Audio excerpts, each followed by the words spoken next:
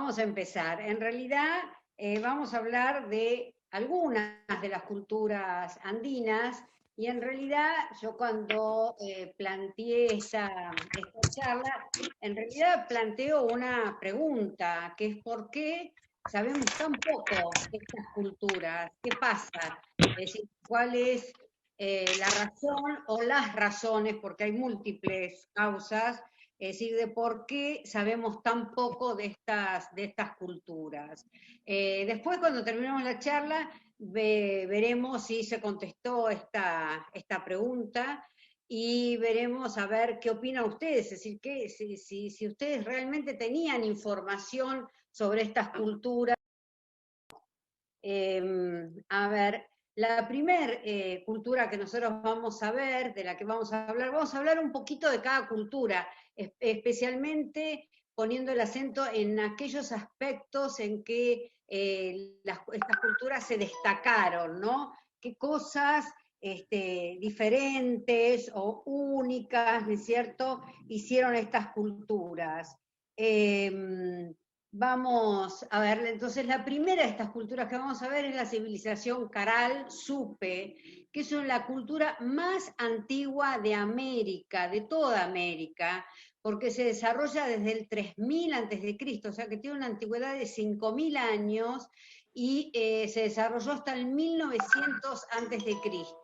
Es decir, una cultura que fue contemporánea, ¿no es cierto?, a Egipto, a las culturas de la Mesopotamia, la época de Sumer, ¿no? Esa etapa. Nosotros en general de Egipto sabemos un montón, hemos visto, todos hemos estudiado en el colegio, sabemos cómo se descubrieron las distintas tumbas, sabemos de los faraones, algunas informaciones las tenemos equivocadas o no, pero sabemos un montón. ¿Qué sabemos de Caral? Bastante poco en general.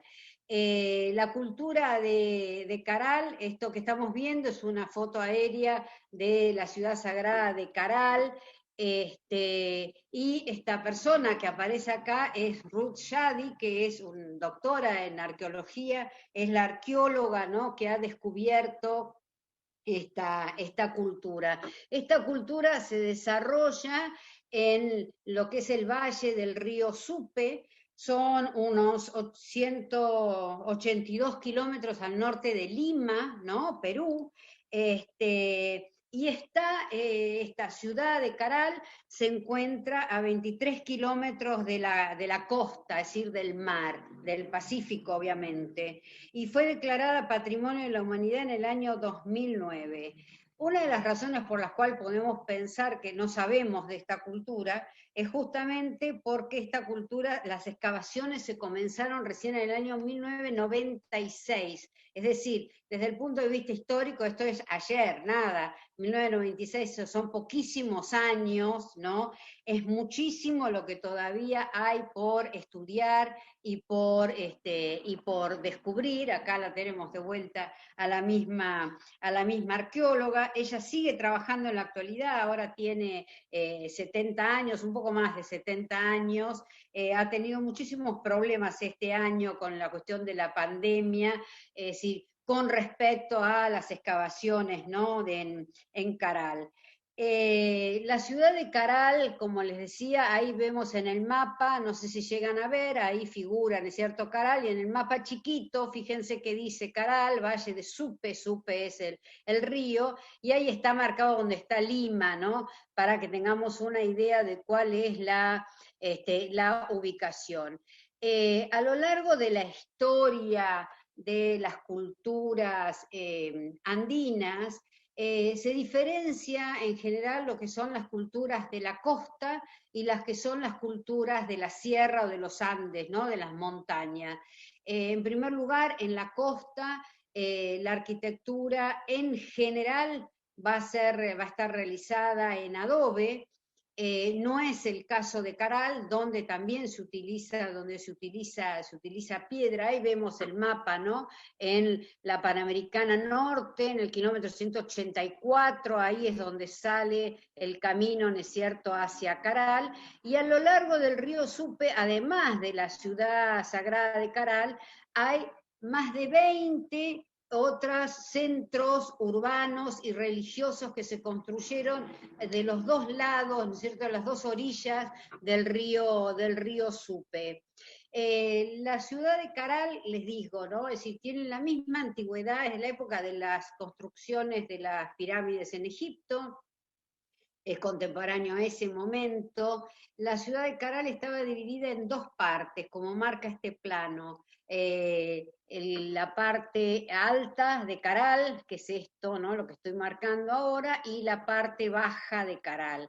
Es decir, en esta ciudad se encontraron, ¿no?, hay más de 20 construcciones importantes, donde se distinguen entre construcciones públicas y construcciones privadas, es decir, toda la parte residencial. Dentro de la parte residencial se diferencia también lo que es la residencia de la élite y la residencia del pueblo. Como todas las culturas americanas, la sociedad estaba estructurada de una manera así piramidal, había una clase sacerdotal en la cima de esa pirámide, que eran los que tenían los verdaderos conocimientos y los que tenían el poder también, y en la parte inferior, ¿no?, es decir, se encontraba el pueblo en general. Cada centro urbanístico, digamos, de esta, por nosotros estamos viendo la ciudad de Caral específicamente, pero digamos, de estas 20 y pico de ciudades o centros urbanos que hay a lo largo del río Supe, cada uno de ellos recibe el nombre de Pachaca, y cada pachaca estaba gobernada por un personaje que recibía, un gobernador, que era el uno, pero uno con H, ¿no? Y después, por encima de todos esos gobernantes, digamos, de cada centro urbano, había un jefe, ¿no?, que justamente residía en Caral, porque Caral era la ciudad más importante, y era el que gobernaba todo el valle. Yo les dije que la ciudad de Caral queda a más de 20 kilómetros de la costa,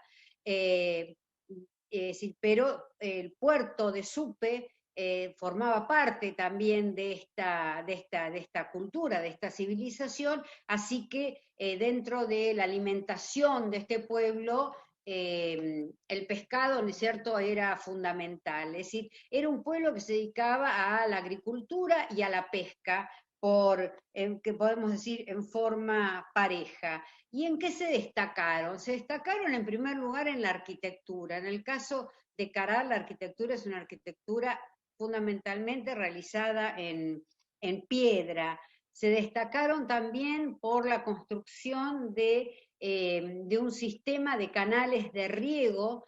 ¿Por qué? Porque todos estos pueblos que se asentaron digamos, sobre la costa del Perú. La costa del Perú es una costa desértica que está interrumpida por valles fértiles que se producen con los ríos que descienden de la cordillera, ¿no?, de los Andes. Sí, pero esos valles fértiles era necesario aumentar la cantidad de tierra fértil. Entonces todas estas culturas se destacaron justamente como ingenieros hidráulicos, todos construyeron canales, ¿no es cierto?, y sistemas de riego para poder aumentar, ¿no?, la producción de sus alimentos. Dentro de lo que se dedicaban a cultivar, fundamentalmente estaba el algodón.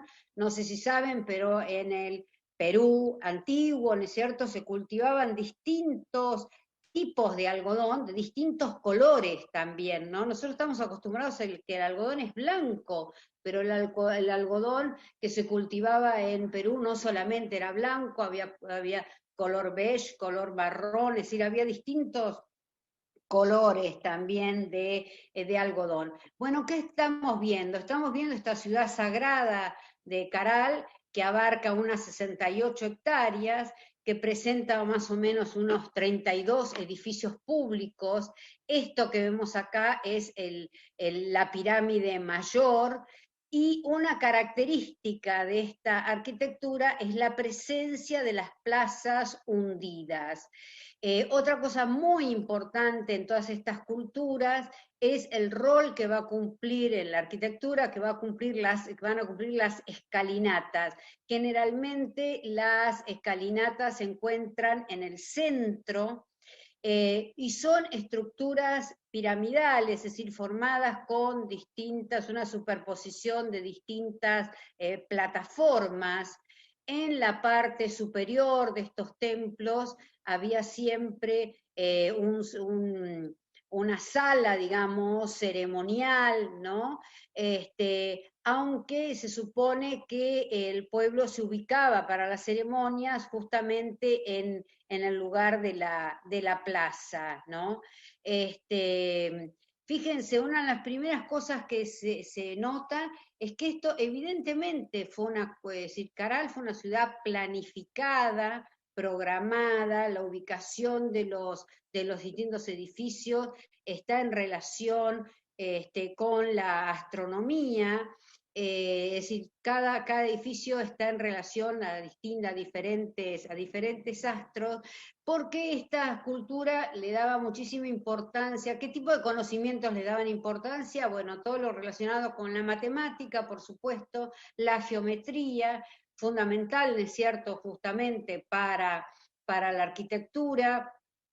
Le daban muchísima importancia también a la astronomía, porque en general se pensaba, ¿no?, que el movimiento de los astros, es decir, ese movimiento ordenado y cíclico de los astros, de la luna, el sol, etcétera, es decir, respondía, ¿no?, a la voluntad de los dioses. Entonces, como la religión es un elemento, es el elemento fundamental y es el elemento que da identidad a todas estas culturas, por supuesto la astronomía va a ocupar un lugar importantísimo. Esto es un dibujito, ¿no es cierto?, un plano donde muestra, ¿no?, es decir, lo que acabamos de ver, la escalera principal, esta estructura piramidal, es decir, estas plataformas superpuestas.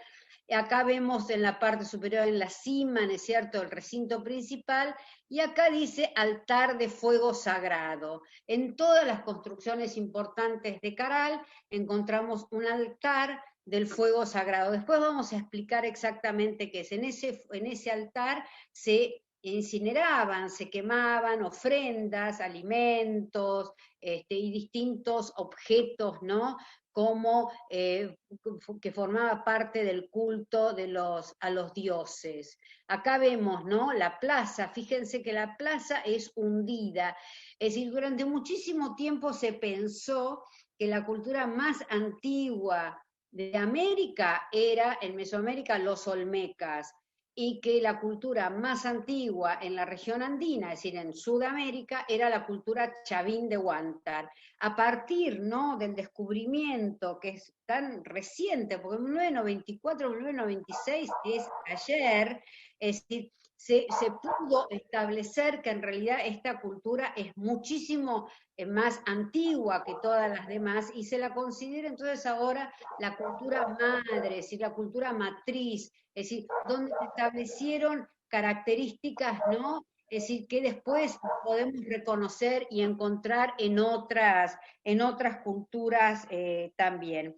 Otra cosa que se sabe, ¿no?, es que en estas culturas la mujer ocupaba un lugar exactamente parejo, ¿no es cierto?, en cuanto a jerarquía que el hombre. Esto es un plano de cómo eran las residencias, ¿no?, de la élite, cómo eran las casas, cómo estaban distribuidas, ¿no?, las casas.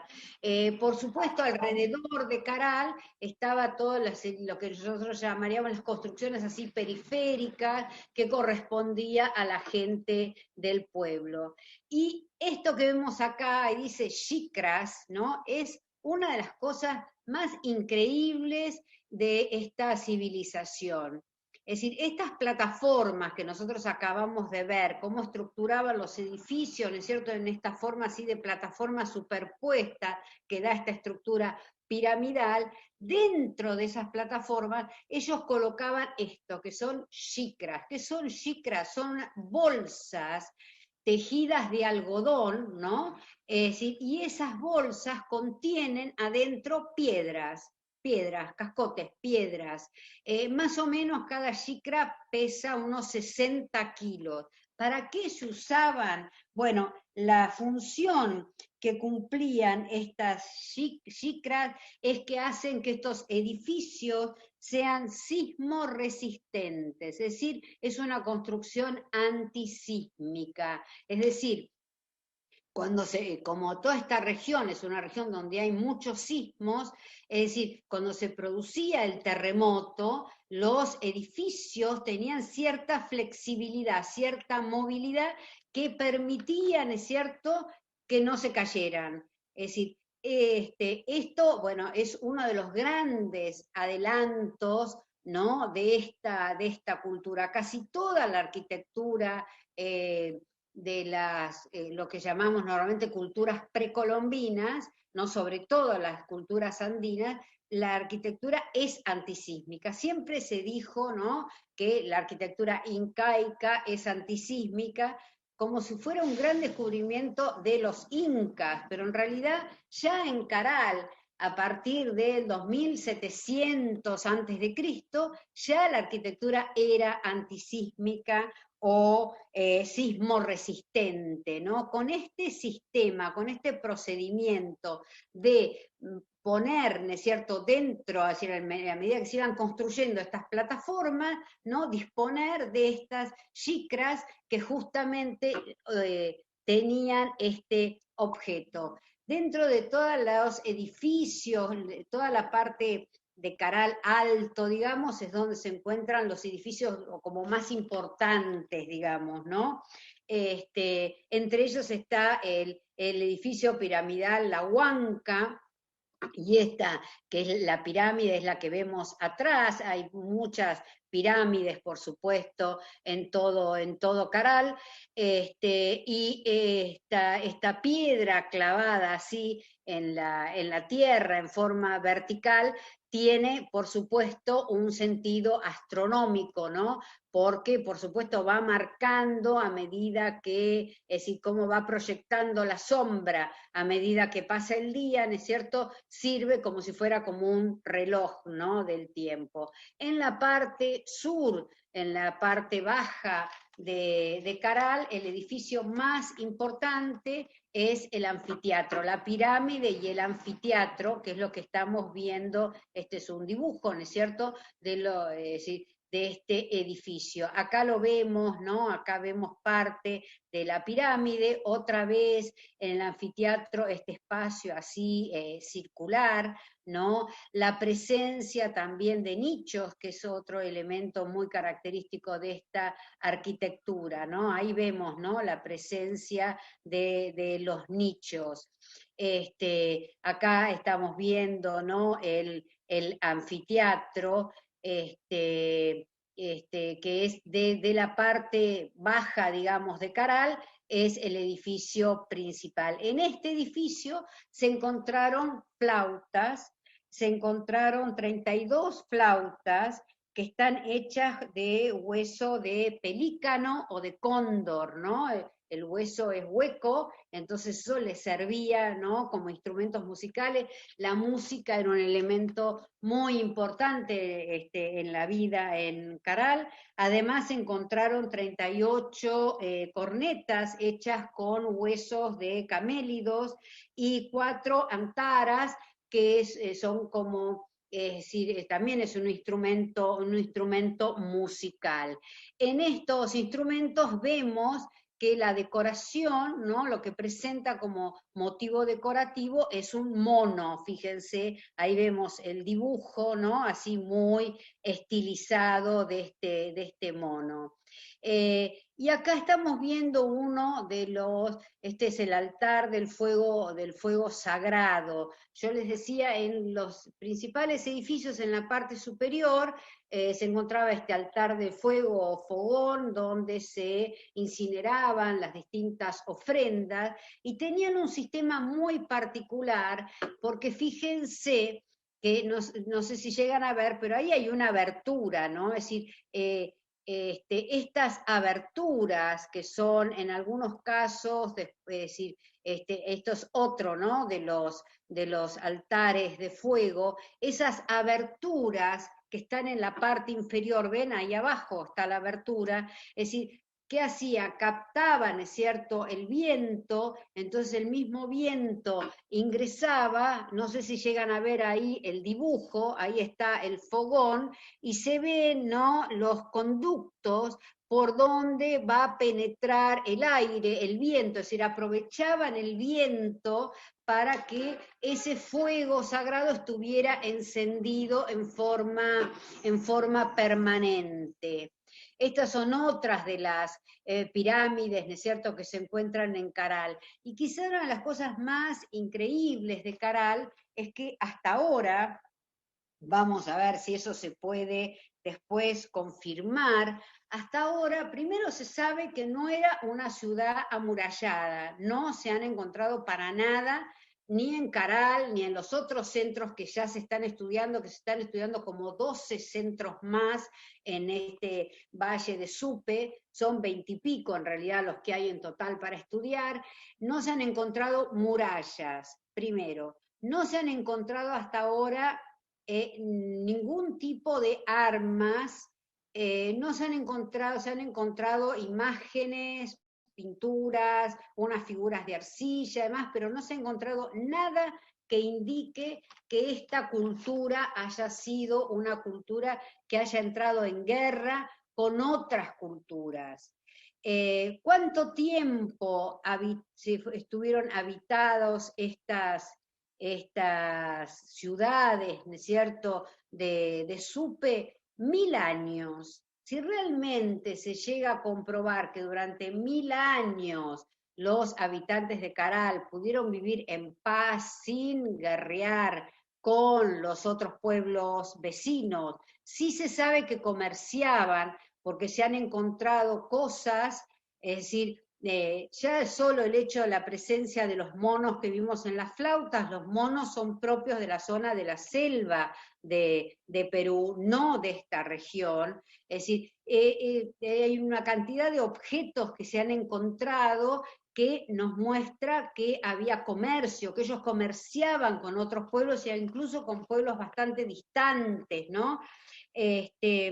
Eso sería un descubrimiento. Si realmente en Caral pudieron vivir 1000 años sin entrar en guerra con nadie, si realmente fue un pueblo pacífico que no necesitó hacer la guerra, eso rompe con la teoría más aprobada, digamos, de la historia, de que en realidad a partir de que el hombre comienza a trabajar la tierra, a partir de que nace la agricultura y nace en la idea de propiedad de la tierra, una propiedad de forma colectiva, pero la idea de propiedad de la tierra, a partir de esa idea de la propiedad de la tierra, aparece la guerra, porque los distintos pueblos o grupos, ¿no es cierto?, se disputan la propiedad de esa tierra. Es decir, siempre se explicó que junto con la agricultura, ¿no?, es decir, y la ganadería, y que el hombre se hace sedentario, ¿no es cierto?, esos grandes cambios que hizo la humanidad, junto con eso apareció la guerra. Ahora, si se llega a poder demostrar realmente, hasta ahora todo indica que sí, pero son todavía pocos los años de estudio de Caral, es decir, si se llega a demostrar que en Caral no hubo guerra, que no tenían ejército, que no tenían armas, que no guerrearon con nadie, y eran agricultores, y existía la idea de propiedad comunitaria de la tierra, es decir, cambiaría, ¿no es cierto?, o daría por tierra con esta teoría tan aceptada, ¿no?, de cómo comenzó, ¿no es cierto?, la guerra. Otra de las culturas importantes, así que Caral, es decir, podemos no saber que Caral existía, es decir, es un descubrimiento nuevo, todavía es mucho lo que hay por investigar, y por otro lado es como que se abre un mundo así muy fascinante, ¿no?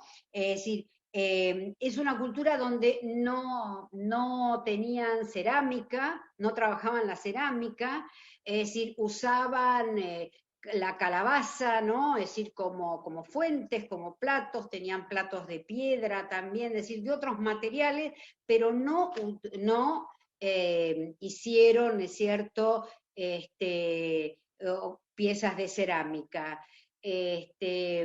Por otro lado, ¿no? Es decir, fue una ciudad, es decir, fueron ciudades que fueron habitadas durante 1000 años, se supone que fueron abandonadas porque se calcula que en esa época hubo una enorme sequía que duró décadas y eso hizo que al final todo este valle fuera abandonado, ¿no es cierto?, y fuera dejado hacia el año 1900, ¿no?, antes de Cristo. Una cultura mucho más nueva ahora, si comparamos con Caral, fue la cultura chavín de Huántar, que antes se consideraba la más antigua de la región andina, que se desarrolló entre el año 1000 antes de Cristo al 200 antes de Cristo. Y acá estamos en una geografía diferente, no sé si llegan a ver ahí donde dice Chavín de Huántar, ahí, ¿no? Es decir, es en la región, ya es una cultura de los Andes, ¿no? Es una cultura de la montaña. Se ubicaron en esta región que se llama así, en el distrito de Chavín de Huántar, en la provincia de Huari, ¿no?, en el departamento de Ancash, en la sierra norte de Perú, entre el río Mosna, y el descubridor de esta cultura fue un gran arqueólogo que fue Julio César Telio, que descubre esta cultura en 1919, es decir, a principios, ¿no?, del siglo XX, y se encuentran con una arquitectura también realizada en piedra, como suele suceder en la zona montañosa, ¿no? Se encuentran distintas construcciones así muy monumentales, muy imponentes, ¿no? Pero es decir, trabaja varios años Telio en como se dice, en este centro arqueológico que es Chavín de Huántar, pero en el año 1945 se produjo un alud que cubrió todo lo que nosotros estamos viendo ahora, todo lo que era Chavín quedó totalmente cubierto, ¿no?, por ese alud, por ese aluvión. Es decir, con lo cual se supone que también esta cultura, que fue muy importante y que tuvo mucha influencia en otras culturas de la región andina, desapareció también a consecuencia de un fenómeno natural, de un fenómeno como puede ser un aluvión. Y acá también encontramos, ¿no?, distintos templos, también en forma de pirámides escalonadas truncadas, el templo antiguo o el castillo, así se lo llama, el templo nuevo.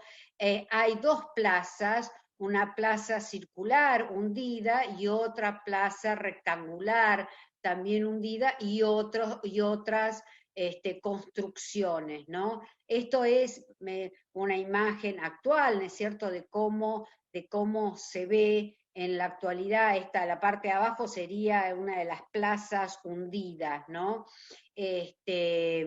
Y esta portada se llama la portada de las Falcónidas, fue descubierta en 1955, entre 1955 y 1966, porque después de ese aluvión de la década del 40, pasado el tiempo, se volvieron, ¿cierto?, a realizar excavaciones acá, y en esa fecha fue descubierto este portal, esta portada, donde vemos que es una arquitectura realizada en piedra, por supuesto, una arquitectura adintelada, una arquitectura además que utiliza columnas, ¿no? Columnas cuyos confustes cilíndricos, acá en la foto no se llega a ver, pero además estas columnas cilíndricas están decoradas, ¿no es cierto?, con relieves.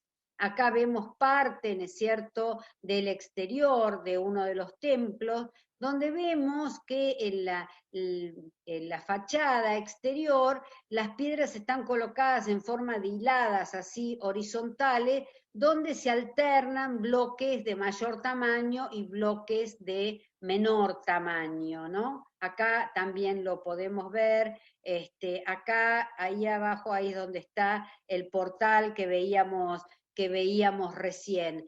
Fíjense, es decir, para que un grupo, ¿no es cierto?, una cultura pueda dedicar gente para realizar este tipo de obras, lo mismo, ¿no es cierto?, se ajusta a Caral, implica que tienen que tener el tema de la subsistencia solucionada, es decir, pueden destinar gente a hacer este tipo de trabajo y no todos a producir alimentos, implica una división del trabajo, implica una organización social y política importante, que haya jefes, que haya gente que planifique, que haya especialistas que estudian determinadas materias, digamos, ¿no? Acá vemos de vuelta, ¿no es cierto?, la misma portada que da entrada, fíjense, estos escalones descienden, ¿no?, a lo que es la Plaza Baja. Y una de las cosas más llamativas que se encuentra en Chavín son las llamadas cabezas clavas, que son cabezas hechas en piedra, son bastante monstruosas, tienen forma humana, pero son bastante monstruosas, están clavadas dentro de la piedra. Acá se ve bien cómo se alternan bloques grandes y bloques pequeños, ¿no? Y estas cabezas clavas se supone que cumplían, ¿no?, la función de guardianes, es decir, de cuidar, ¿no es cierto?, de proteger el templo. Con Chavín estamos ante una cultura con características diferentes a la de Caral, en el sentido de que acá sí, esto es, la cultura Chavín fue una cultura donde el ejército, ¿no es cierto?, los militares, ¿no?, los soldados, los guerreros sería la palabra correcta, los guerreros tenían un rol muy importante, eran respetados, ¿no es cierto?, eran admirados también, y la cultura Chavín fue una cultura que sí entró en guerra con otros pueblos y además tuvo una actitud, podemos decir, como expansionista, ¿no? Estas cabezas clavas, desgraciadamente, se conservan pocas de estas cabezas, se han perdido muchas, ¿no? Algunas están en el Museo Chavín, que es un museo que se inauguró en el año 2008, es decir, ahora hay una idea distinta con respecto a dónde conservar, ¿no?, las obras, las piezas arqueológicas o las obras de arte, es decir, y la idea es que se construyan museos a veces pequeños, muy cerca del lugar del sitio arqueológico, no como era antes que las cosas se llevaban a Lima y todo tenía que estar en Lima, en el Museo de Historia y Antropología de Lima, ¿no? Sino que ahora la idea es otra, o sea que en el 2008 se construyó, se levantó este museo, donde se conservan algunas de estas cabezas y por supuesto otras piezas.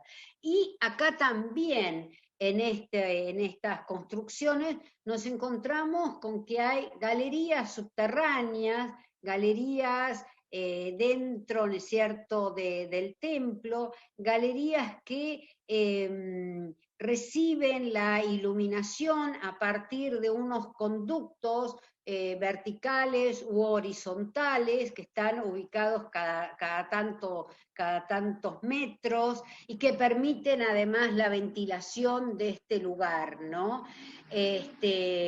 Eso, por supuesto, también habla de la capacidad técnica, ¿no es cierto?, en cuanto a la arquitectura, ¿no?, que existía en Chavín.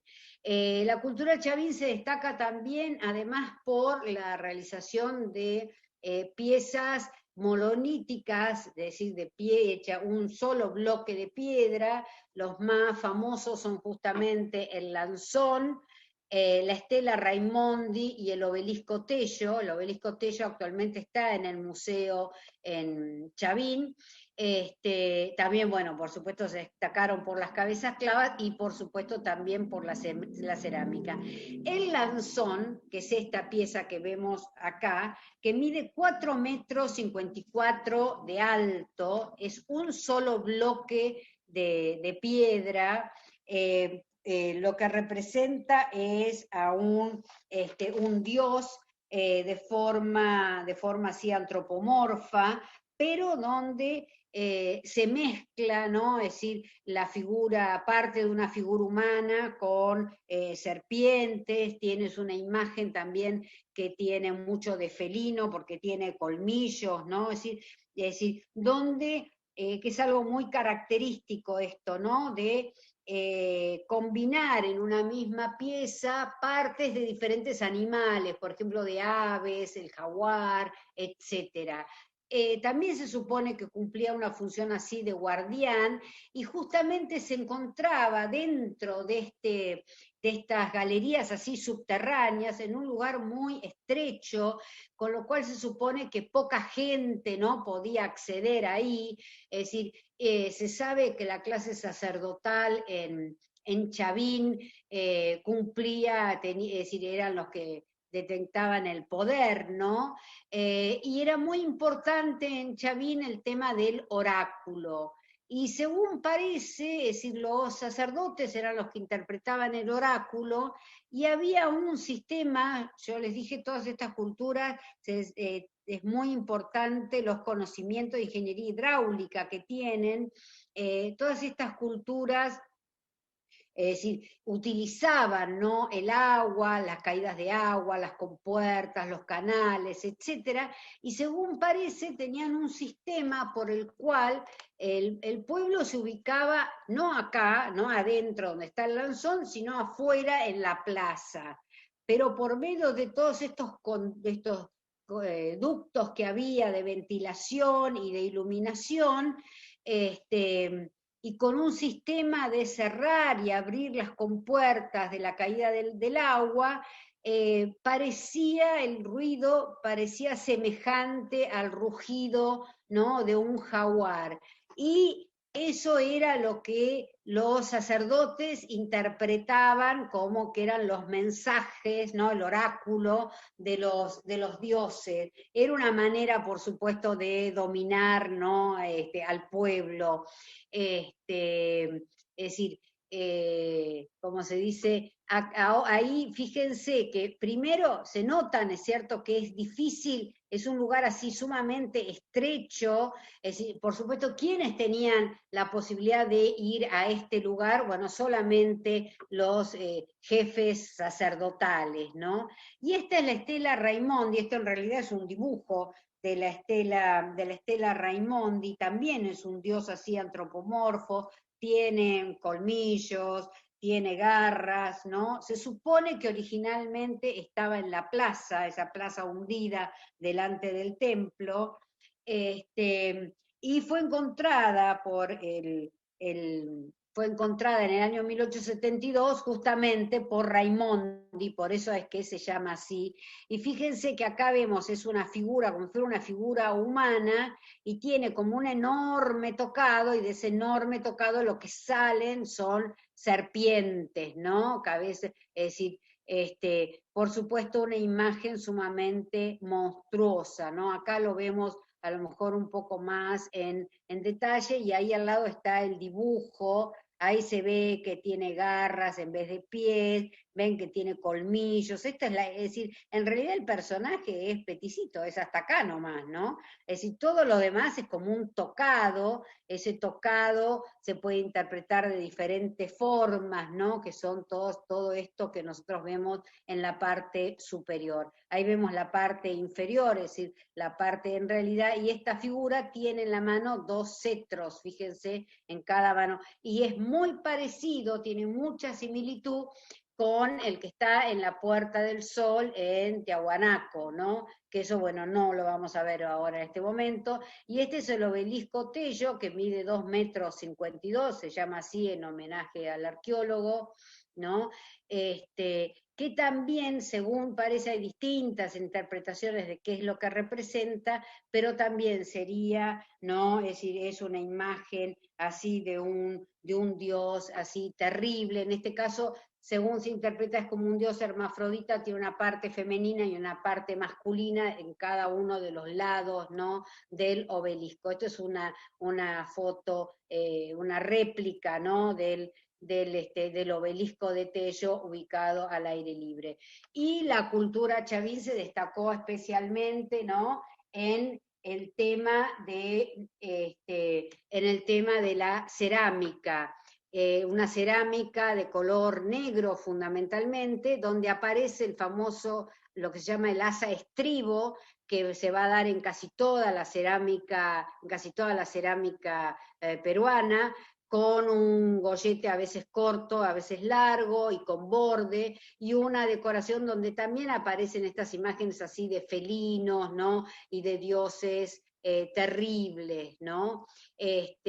Algunas más estilizadas que otras, la verdad que la cerámica de Chavín es increíble, y esto es lo que se llama un strombus, que es un eh, molusco, ¿no es cierto? Es decir, con lo cual habla, Chavín queda así, muy alejado de la costa, habla de las relaciones del comercio, ¿no es cierto?, que había entre los distintos pueblos, y se utilizaba, ¿no?, como instrumento musical. En la parte sur de lo que es actualmente Perú, se destacan fundamentalmente dos culturas. Primero, la cultura Paracas en cuanto a la antigüedad, entre el 700 antes de Cristo y el 200 después de Cristo, que se distinguen dos etapas: Paraca Cavernas y Paraca Necrópolis, y la otra cultura es la cultura Nazca. La cultura Paracas se encuentra acá, ¿no? Esta zona, una de las, alrededor del río Pisco, y es la zona sur, ¿de cierto? De decir, es bastante al sur de lo que es Lima, ¿no? Lima queda como en el centro de lo que es actualmente Perú. Y esta cultura, ¿no? Se destacó especialmente en los tejidos. Estos tejidos se han conservado de una manera increíble, primero por la manera como están hechos, pero segundo por el clima desértico. Les repito, todo lo que es la costa de Perú es una zona muy desértica, y esta zona, especialmente del sur de Perú, donde se desarrollaron la cultura Paracas y la cultura Nazca, es una zona muy desértica.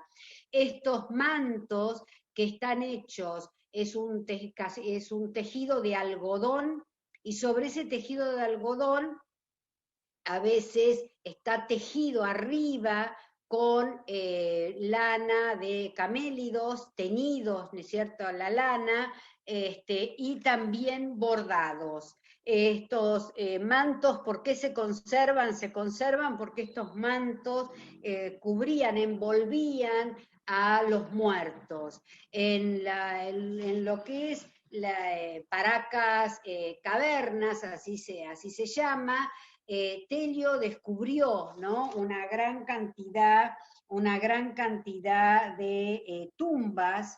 Eso fue en 1925, y esas tumbas tienen una forma muy particular, es como si fuera un vaso o una copa de champán puesta al revés, ¿no? Es decir, es un pozo y después se abre ¿no? En la parte inferior, y ahí encontró una cantidad de personas enterradas y cubiertas, envueltas, pues casi todas puestas en posición fetal, envueltas en telas de algodón. Las primeras telas, las que cubren al muerto, son telas finas de algodón, y después hay distintas capas de telas bordadas y tejidas, ¿no es cierto?, de lana, es decir, algodón y lana, como es esta que estamos viendo nosotros ahora. La verdad que la variedad de estas telas es impresionante, ¿no?, de estos mantos. Y la idea de esta cultura de enterrar a sus muertos así tenía que ver con la idea de que los muertos volvieran a estar en un lugar seguro y protegido como era el vientre materno. Por eso los colocaban así en posición fetal y cubiertos, ¿no?, con estos mantos. Acá se nota clarísimo, ¿no es cierto?, que es bordado sobre un paño de algodón, han bordado, ¿no?, es decir, este diseño. Y las figuras que aparecen son figuras así míticas, ¿no?, personajes, muchas veces con máscaras, ¿no? Actualmente, y eso se espera para este año, el 2021, en Suecia hay una gran colección de tejidos paracas, y en época de Alan García, cuando Alan García fue presidente del Perú, hizo un arreglo, un tratado con Suecia, que Suecia se comprometía a devolver toda esa colección enorme de tejidos paracas que cuenta. Ya ha devuelto un lote bastante importante, y bueno, el compromiso que firmaron es que en este año, el 2021, va a terminar de devolver todos los tejidos, y este justamente es uno de los tejidos que volvió, con esta representación de estas serpientes con doble cabeza, ¿no?, bicéfalas. También volvió, ¿no es cierto?, de Suecia, y la idea también es, ¿cómo se dice?, en Ica, construir, es decir, que el museo, ¿no es cierto?, de la región es el que va a albergar todas estas telas, porque la mayoría de estos mantos actualmente están en la ciudad de Lima, ¿no? Fíjense la variedad de colores. El otro día leía de un,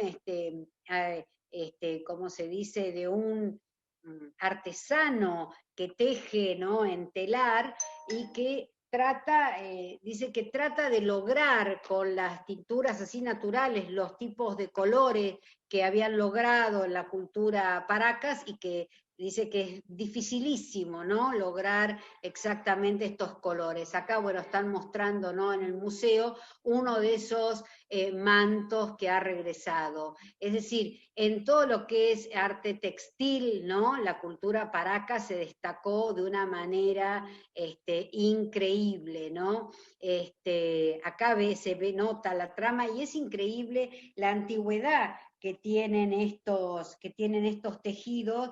Ustedes piensen que como muy nuevo es del 200 antes de Cristo, o sea que es un manto que tiene, por supuesto, más de 2000 años, evidentemente, y el estado de conservación es muy bueno, ¿no? Y en casi todos aparecen así figuras humanas, nada naturalistas, por supuesto. En este caso, este personaje tiene un tumi en la mano, ¿no?, que es como una especie como de hacha. En otra cosa que se destacó la cultura paracas, es que era en la medicina. Es decir, ellos hacían preparaciones de cráneos, se conservan muchos cráneos donde se ve el agujero, es cierto, la perforación que hicieron.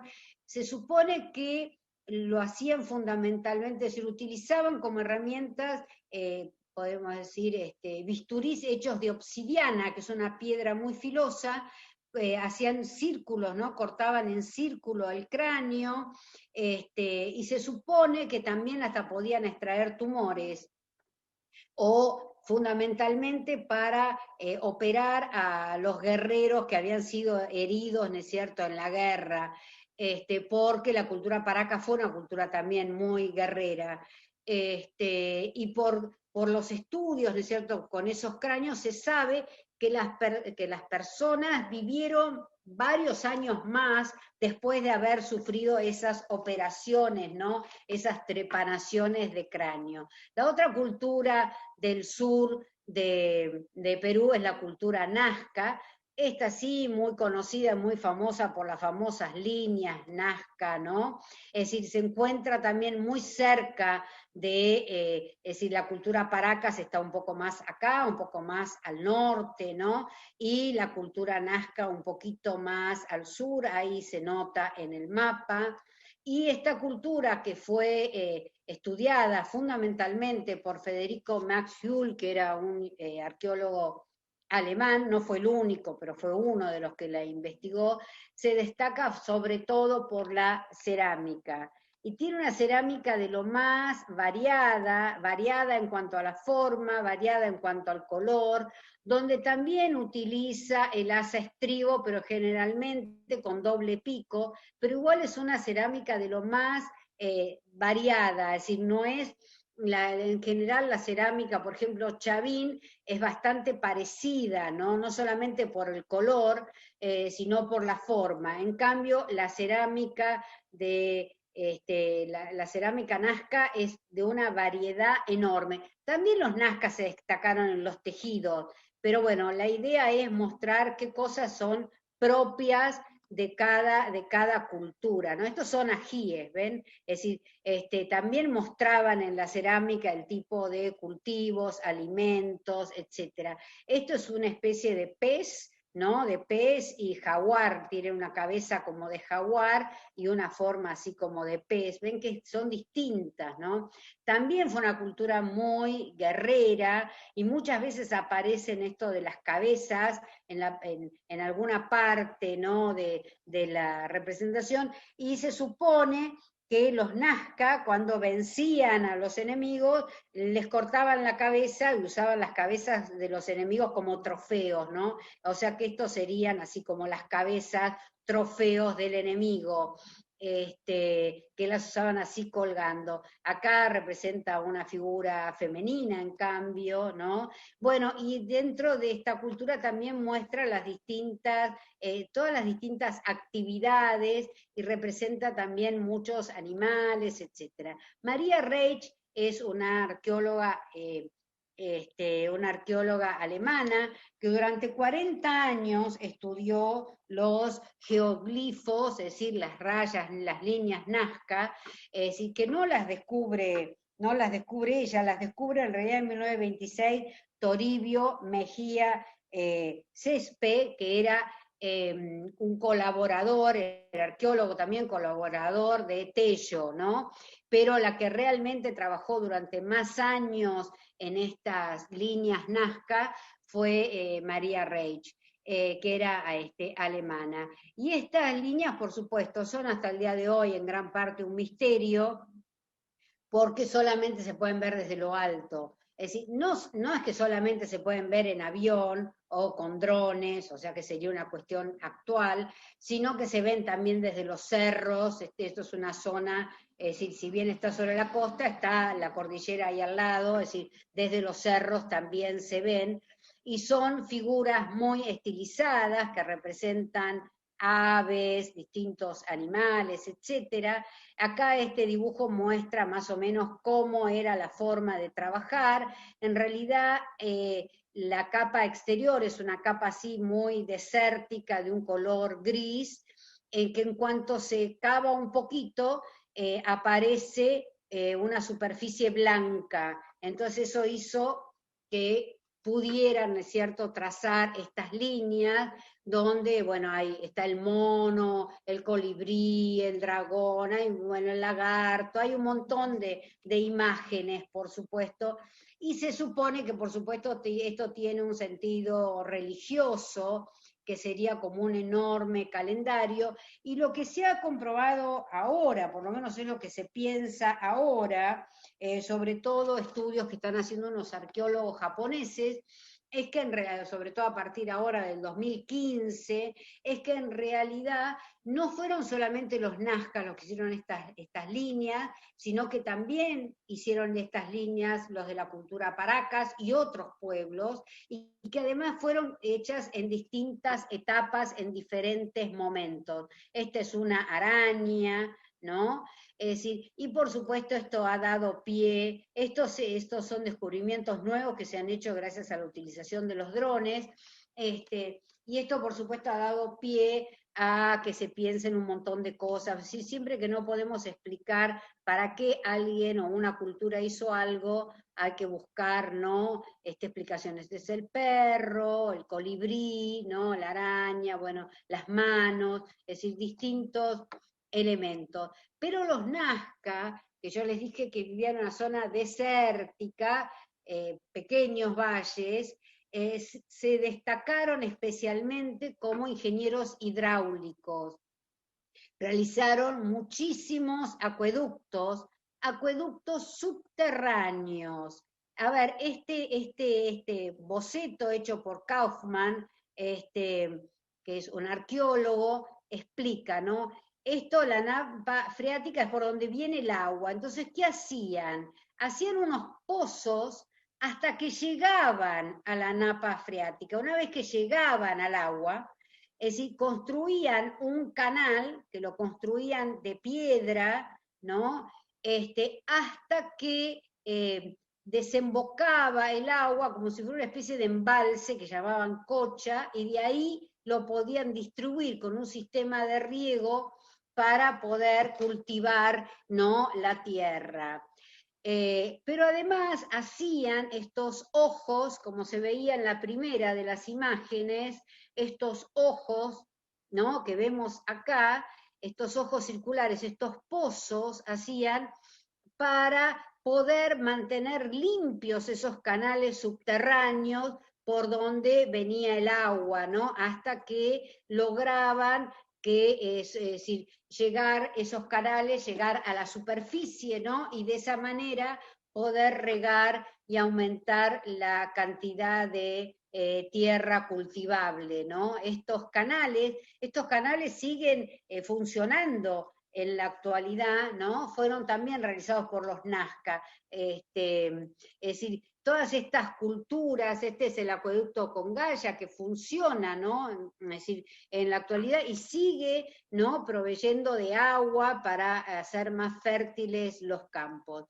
Otra de las culturas, pero en el norte de Perú que se destaca, es la cultura moche o mochica, se desarrolló entre el siglo I y el siglo VII, ¿no? Es decir, estamos en el siglo I al siglo VII es Imperio Romano, más o menos, ¿no? El Imperio Romano termina en el siglo V, el Imperio Romano de Occidente, pero más o menos, ¿no? Para que tengamos una idea. Y esta cultura se desarrolla en las costas norte del Perú, ¿no? Al norte, acá está Lima, al norte del Perú, ocupa varios valles,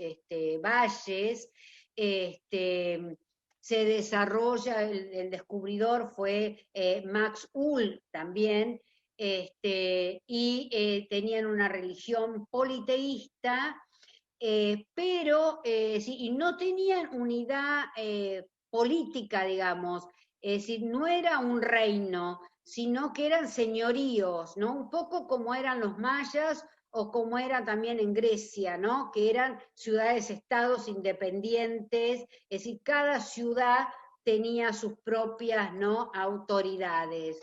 Acá muestra, ¿no? El mapa, bueno, los distintos ríos, ¿no es cierto?, que van conformando los diferentes valles. Ahí en el mapa también está marcado el lugar, ¿no?, que ocupa esta cultura, que se destacó también especialmente en la cerámica, además en la metalurgia, en la orfebrería, también en la ingeniería hidráulica y también en la arquitectura. Nosotros vamos a ver especialmente el tema de la cerámica, que es tan particular, los famosos huacos retratos, así se los llama, estos vasos de cerámica que representan retratos, en este caso es un guerrero también, los mochicas eran muy guerreros, que tienen el casco, ¿no? La presencia de las águilas y el famoso asa estribo.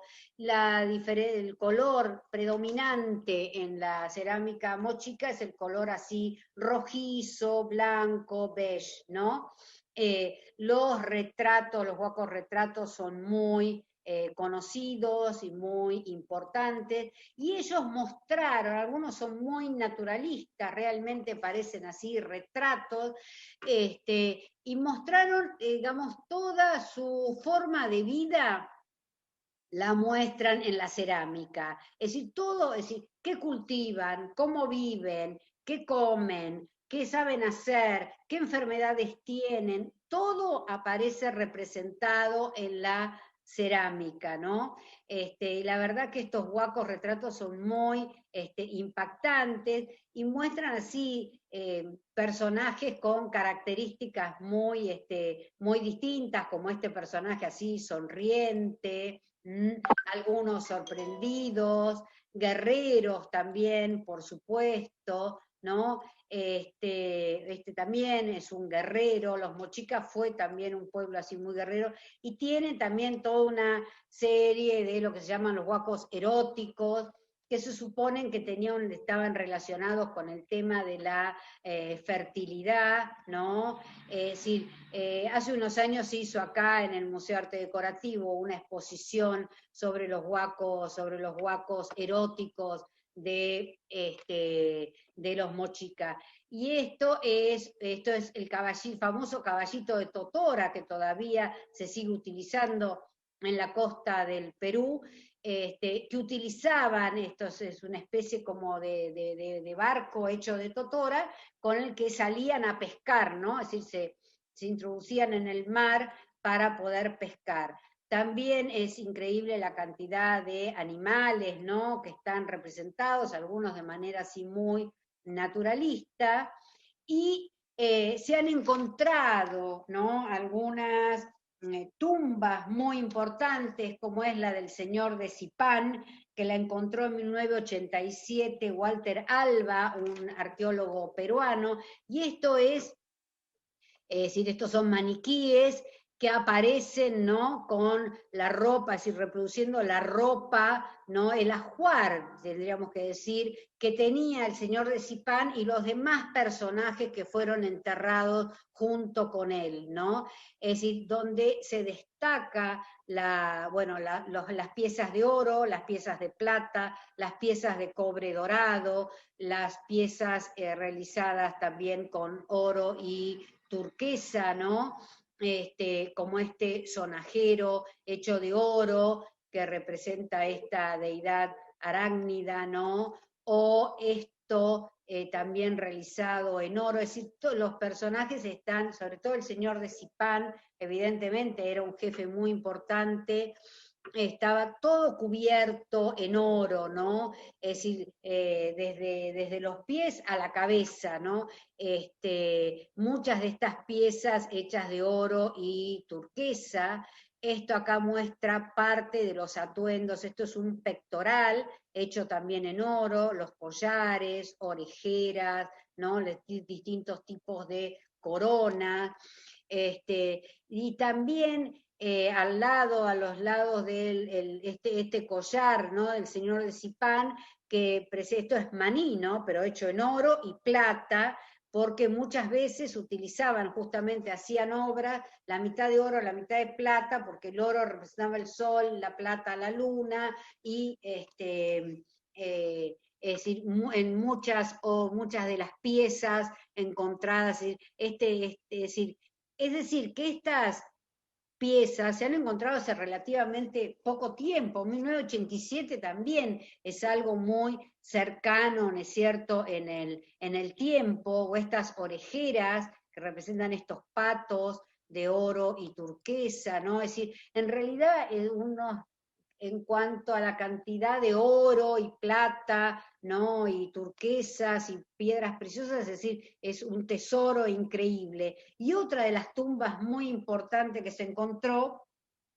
en la pirámide del Brujo es la de la Dama de Cao. Esa se encontró en 1994 y acá se demuestra también este personaje. Ella muere cuando tiene 25 años más o menos, muere a consecuencia de un parto. El cadáver se encontró en perfecto estado de conservación porque lo habían cubierto con mercurio.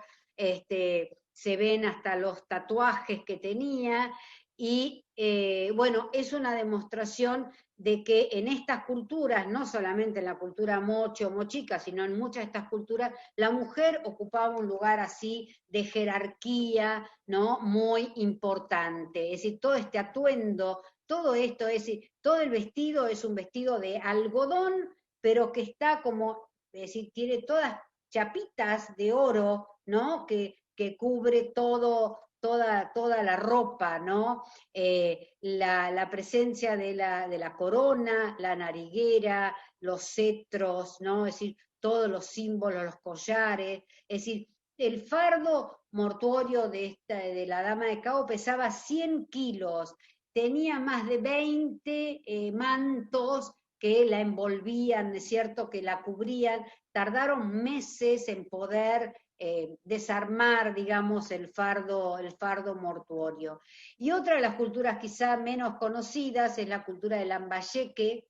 La cultura del Lambayeque se ubica más o menos en la misma zona que la cultura mochica. Cuando cae la cultura mochica, surge la cultura lambayeque y se desarrolla más o menos hasta el 1400. Un poco antes, según parece, fueron dominados por la cultura chimú, ¿no? En el 1400. Digamos que como ciudad, el centro de la cultura mochica y la cultura chimú es la ciudad de Trujillo y de la cultura de Lambayeque es la ciudad de Chiclayo, ¿no? Más al norte de Perú. Ahí está Chiclayo, también muy cerca, ¿no es cierto?, de la costa. Acá lo vemos a Carlos Bester Latorre, que está presentando el libro de la sacerdotisa de Lambayeque. También en Lambayeque se encontró en Chornancap la tumba de una sacerdotisa por la cantidad de joyas también y de elementos que se encontraron. Se sabe que era una mujer, por supuesto, que tenía mucho poder, es decir, porque, es decir, no solo las mujeres eran gobernantes en estas culturas, sino que también ocupaban dentro de la clase sacerdotal una enorme importancia. Estas son orejeras, ¿no? Que son como esa especie de aros de oro, ¿no? Esto es parte del tesoro que se encontró en la tumba de esta sacerdotisa. Este es un cetro de oro también. La cultura lambayeque se destaca especialmente por el trabajo de orfebrería. Y en la tumba del señor de Sicán, que también pertenece a la cultura lambayeque, también se encontraron, ¿no es cierto?, es decir, todo un ajuar realizado en oro y plata, ¿no? Es decir, todo el personaje estaba así cubierto, ¿no? Es decir, de oro, desde los guantes, la ropa, las máscaras, ¿no? Que el pectoral, miren lo que es el trabajo, ¿no es cierto?, de este pectoral que cubría así todo el pecho realizado en oro, ¿no? Orejeras y por supuesto los cuchillos ceremoniales o tumis hechos en oro y turquesa. Esto durante mucho tiempo se creyó que pertenecía a la cultura chimú. Los chimú aparentemente en 1375 dominan a la cultura lambayeque y muchas veces se creyó que todo esto pertenecía en realidad a la cultura chimú. Ahora se sabe que en realidad pertenecía a la cultura lambayeque, ¿no? O quero realizado también en oro, ¿no? Son todas piezas sí, que se han encontrado en las distintas tumbas, especialmente en la tumba de Sicán, del señor Sicán, que fue tan importante. Estas máscaras, las máscaras funerarias cumplen siempre la función de proteger al difunto. Miren el tema de las lágrimas, ¿no? Que son piedras, en realidad, que salen o brotan de los ojos, ¿no? Y la cultura chimú, que es la última cultura antes de los incas, digamos, por supuesto, en un momento contemporáneo de los incas, y los incas los dominan, que se desarrolla entre el año 1000 y 1470, que fueron dominados por los incas también. Los chimú fueron un reino muy poderoso, también muy expansionista, que conquistó otras culturas, que su capital es Chan, muy cerquita de Trujillo, queda 5 kilómetros de la ciudad de Trujillo, o sea que nada, que es la ciudad realizada en adobe más grande del mundo, no solamente la más grande de América, sino la más grande del mundo, que presentan, es cierto, esos muros con esos relieves. Es una ciudad enorme, ¿no? Muy extensa, que contaba con muchísimos palacios, que por supuesto era el lugar donde vivían los jefes, ¿no es cierto?, los distintos reyes de la cultura chimú. Los chimú fueron conquistados por los incas 70 años antes de la llegada de los españoles.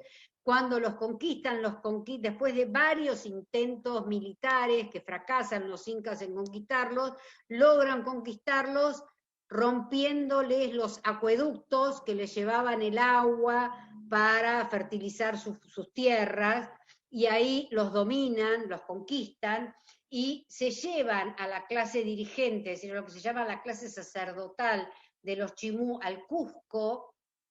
Ahí viven en palacios en el Cusco, pero no les permiten tener contacto con su pueblo. Y los incas, cuando conquistaban un pueblo, pues los incas realmente fueron un imperio que conquistaron muchos pueblos, se extendieron desde el norte de Argentina, es decir, desde la altura de Mendoza, el norte de Argentina y Chile, hasta el límite hasta todo Ecuador. O sea, fue una gran extensión lo que dominaron los incas, y ellos, una vez que conquistaban un pueblo, primero se llevaban a la clase dirigente, digamos, a la clase sacerdotal, a vivir al Cusco, los trataban como huéspedes de honor, pero no los dejaban salir de ahí, y mandaban a esos pueblos sus maestros para que les enseñaran la lengua quechua, para que les enseñaran su religión, es decir, que el dios Sol era el dios principal, para que les enseñaran la versión oficial de la historia de los incas, que decía que antes de los incas no había existido en la región ninguna civilización.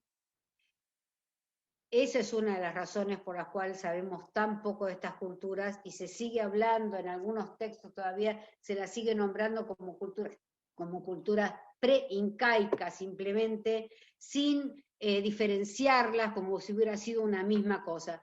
Cuando llegan los españoles y los españoles conquistan a los incas, por supuesto, los españoles cuando llegan a América, que se encuentra con 3 grandes civilizaciones en Mesoamérica, los mayas y los aztecas, en la región andina, los incas, y a todos los demás los ignoraron, los metieron en la misma bolsa de culturas preincaicas, cosa que ya habían hecho los incas a su vez con esa versión de la historia, ¿no? Y bueno, y creo que esa es una de las tantas razones por las cuales seguimos sin saber, ¿no? Sin saber sobre estas culturas. Acá fíjense en estos relieves, esto es todo adobe, ¿no? Cómo aparece, ¿no?, la representación así muy esquemática del mar, de las olas, ¿no? Acá también lo vemos, los motivos decorativos en la ciudad de Chan Chan son de lo más variados, ¿no? Es decir, trabajan realmente el adobe, casi parece como si fuera un encaje, ¿no? Con estas decoraciones. Y muchos de los palacios tienen un sistema de ventilación, es decir, las paredes con estos huecos, es una zona muy calurosa, y entonces eso permitía, ¿no? Es decir, que por supuesto tenían los muros exteriores, pero dentro de los muros interiores, digamos, de los palacios, construían estos muros que dejaban estos huecos fundamentalmente en forma de rombos, entonces el aire, ¿no es cierto?, corre y por supuesto hace que el ambiente sea mucho más fresco. Desgraciadamente la ciudad de Chan Chan fue muy destruida, ¿no?, por la acción fundamentalmente de los incas en primer lugar, de los españoles después, y después los famosos huaqueros, ¿no?, que buscan objetos arqueológicos para vender, también hicieron lo suyo. Hace varios años que se está trabajando, ¿no es cierto?, en la restauración de Chan Chan, que es una ciudad así con características únicas. Ahí vemos peces, por ejemplo, ¿no? Es decir, claramente es una ciudad, es una cultura de la costa, y diferentes, ¿no?, representaciones de animales. También, por supuesto, es una ciudad planificada, ¿no?, que consta así de muchísimos palacios. Bueno, con esta terminamos. No sé si alguien quiere preguntar algo o no. O conocían estas culturas, los conocían de nombre, sabían de ellas, sabían algo. Es decir, en realidad, es decir, en los colegios, ¿no?, seguimos enseñando aztecas, mayas e incas y se acabó, ¿no? Me parece que es así, pero me parece que son culturas que merecen otro tipo de atención. No sé si alguien quiere decir algo. Excelente, hemos aprendido una barbaridad. Sí, bueno, me alegro, me alegro. Sí, A mí es un tema que me encanta este tema, la verdad es que me encanta. divino, divino. Bueno, me alegro Me mucho. encantó. Bueno, gracias. ¿Solo estaban en la zona esa de los Andes? ¿No se extendían para otro lado? Hay otras culturas, yo tomé estas culturas, tomé las andinas. Hay otras culturas que vivieron en la selva, y otras culturas en otras regiones. Es decir, yo tomé estas, a mí, y dentro de las culturas andinas de esta región hay muchas más. Es decir, yo no tomé todas porque sería imposible hacerlo así en 1 hora y media, no daba. Pero sí, por supuesto que hay otras culturas. Muy, muy interesante, Muy y uno interesante. recuerda lo poco que sabe y acrecienta los saberes. Así que muy interesante. Bueno, me Muy alegro. bueno, Tere, muy bueno. Me alegro. Muchas gracias. Muy buena, Tere. Muy interesante. Muchísimas Sí. gracias, Tere. Buenísimo. Muchas gracias. Bueno. Tere, me deshablaste de muchas cosas, me encantó. Me alegro. Muchas gracias. Me alegro. La verdad que Perú es un país fascinante, y con todo lo que nos has contado aún más, ¿eh? Muchísimas Bueno. gracias, Teresa. Me alegro Chao. mucho. Gracias. Gracias. Gran beso, Tere. Buenísimo, Tere, acá te están saludando todo. Pero yo lo que te digo es que hay un montón, yo fui increíble en el 76. ¿Cuántas cosas se descubrieron después de que yo fui? Impresionante. Yo fui en el 2015 y había lugares que íbamos y nos decían, esto se habilitó hace 15 días. Claro, impresionante. Sí, y del 2015 a ahora también se encontraron un montón de cosas más, ¿viste? Es muchísimo lo que tienen por descubrir. Ellos dicen, ¿no?, que el Perú, dice, es como un mendigo que está sentado sobre un banquito de oro. Sí, claro. Ellos dicen de ellos mismos, ¿sí?, porque tienen unos tesoros increíbles, ¿no? Es decir, y están por descubrir. Bueno, en este momento, cuando nosotros fuimos en el 2015, nos decían, la carrera que más estudiantes tiene en Perú ahora es la arqueología. Qué bárbaro. Arqueología. Y bueno, y tiene que ser así, porque la verdad que es muchísimo lo que tienen todavía por descubrir, ¿no?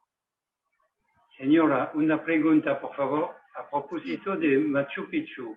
¿Cómo pudieron poner esas piedras enormes así y tallarlas de esa manera que no es posible? Bueno, Machu Picchu corresponde a los incas, ¿no? los incas aprenden, todo lo que aprenden, lo aprenden de estas otras culturas. Es decir, La manera de mover las piedras, ¿cómo se hacía eso? y bueno, eso se hace, se hacía, también en Chavín, cuando hacen Chavín, las canteras de granito, es decir, le quedaban a 30 kilómetros, y llevaron la piedra a 30 kilómetros y la tallaron, es decir, usaban el sistema tradicional de los troncos, ¿no? Los troncos cortados y hacer deslizar los bloques de piedra sobre esos troncos de madera, que al girar hace que el esfuerzo sea menor. Pero los incas, es decir, también tienen cosas que son propias de ellos y son novedades, pero en realidad fueron un poco como los romanos, ¿no? Que se fueron nutriendo de todos los pueblos que conquistaron. De las distintas culturas. Los incas es un pueblo nuevo y tiene una historia corta. Es decir, cuando llegan los españoles es un pueblo nuevo, es un pueblo joven. Es decir, pero han logrado lo que lograron aprendiendo de los otros y diciendo que ellos son fueron los primeros. Los imperialistas. Cambiando, un imperio. Fantástico. Así que bueno, gracias a todos. Muchas gracias. Gracias a vos, Tere. Muchas gracias, muy interesante. Muchas gracias. Bueno, me alegro Gracias. mucho. Me alegro. Muy bueno, Tere, muy bueno.